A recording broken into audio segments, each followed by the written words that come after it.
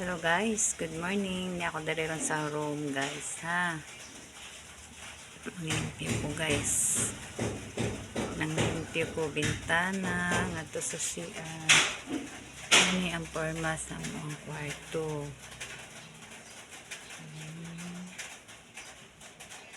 Bintana na siya diha nga side.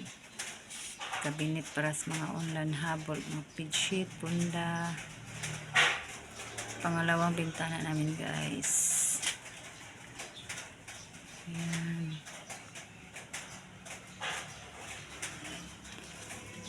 Paitaas yan guys hanggang second floor valve. Tanggalin pa yung bubong dyan. Kasi pa second floor yan. Inuna lang dito sa baba kasi mainit talaga. Sa kabila. Pag marami kami, parang hindi kami kasya doon. Yan. Bintana namin guys. Saka yan ang pangalawang bintana namin guys. Yan. Sa harap ng highway. Yan ang bintana namin. Yan. Ang cabinet hindi pa na lagyan ng salamin. Yan. Dito sa kwarto. Yan sa baba, cabinet din yan. Pero hindi tingnan mo mga alaga kung magkuha ng damit. Hugas kayo sila bay. Hugas kayo sila manghag damit bay.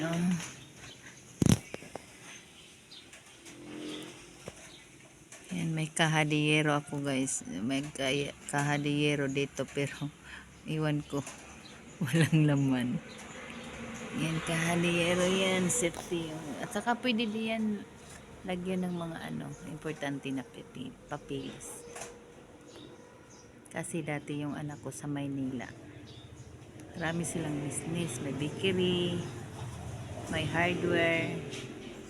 May water station, may sarili silang refinery na tubig.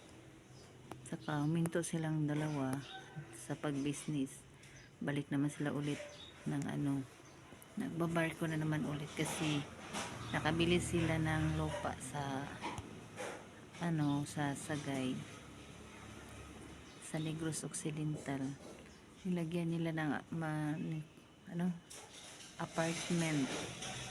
May 5 kwarto doon na apartment, up and down. At saka dito iniwan yung niya box. Kasi daming papilis yan. Hindi nagtupi. Alaga ko, tingnan nyo sila. Pag oras ng klase, may pasok hala. Hindi yan matupi nila kasi bira lang ng bira. Pero yung iba, half set talaga kasi hindi yan sa kanila. Iba ang may-ari niyan. Pero yung dalawa kong alaga, yan. Tingnan niyo sa kanila. Share ko sa inyo ha. Pag-uwi maya nilang hapon, ipatupi ko yan. Sumunod naman pag-utusan. Yan naman lang ang trabaho nila.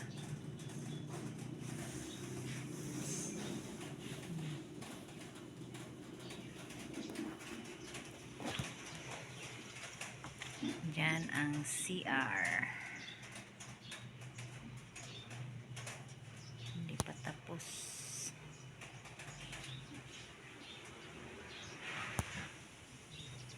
Nilagyan ko ng bangko kasi pinunasan ko yung heater kanina. Malinis na tingnan ko kanina, parang kulay black. Nangingitim sa alikabok.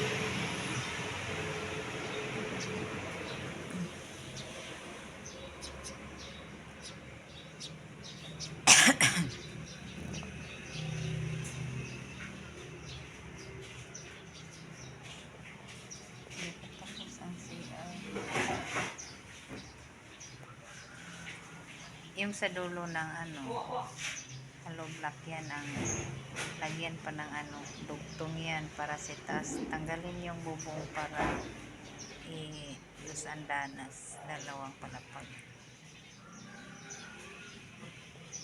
Tsaka na pag may naipon ng pera, unti-unting gawin yan. Saka nagpapanday kami sa kabilang kwarto. Yan.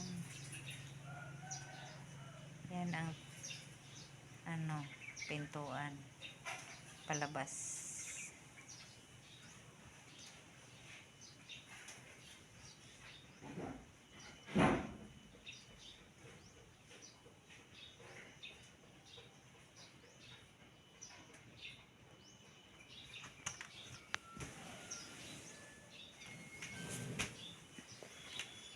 Yan ang bintana. Makita yan sa sakyan. Pag dumaan sa sakyan dyan, kitang kita. Kahit sa CCTV lang kami, sa cellphone, makita din namin yun kasi yung CCTV dito, 4 to nakapokus lang yan, isa sa labas, ang 3 dito sa loob bahay, 2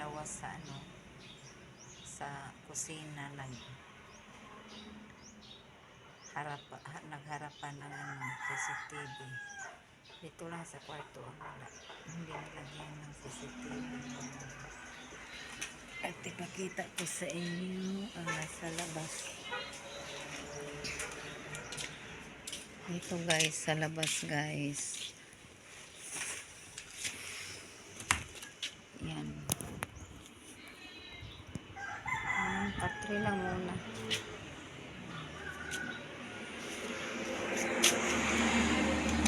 Sa labas.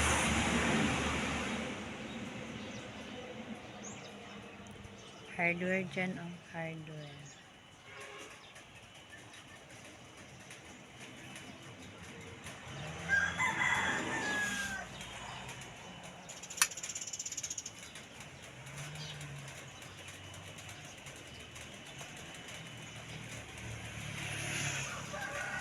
Yan, naluti na yan.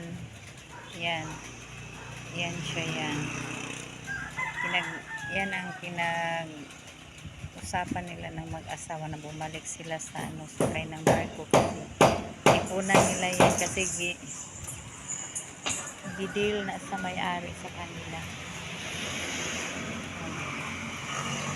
Lapad ka, papuntang doon, nakita niyo itong bahay na puti. Nasa pinakadulo yun. Yun o, pinukusin. Yun o, yun o. Yun. Yan. Hanggang dyan ang luti. Hanggang dyan. Narinig yung parang nagpukpok. May sa kabilang kwarto. Hanggang dyan sa may highway dyan. Yung dinadaanan ng ibinta sa kanila ng 3 million. Yan.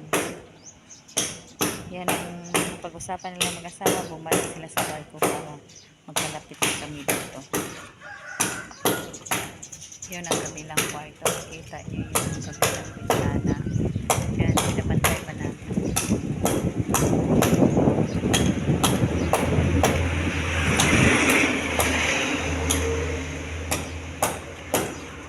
Yan talaga ang pinag-ipunan ng anak ko, kaya mag-asawa silang umalis.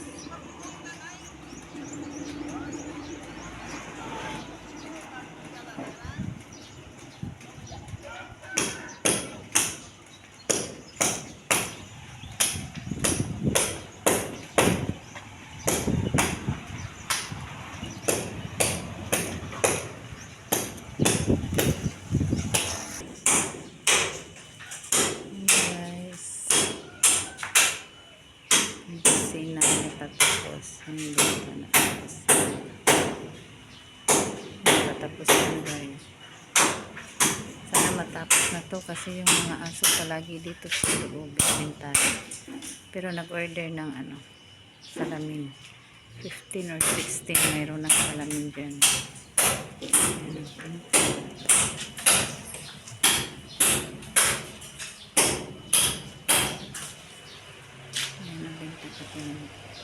sabi ko sa'yo, CCTV yan. Dito sa kabila din. Yan. Kita nyo.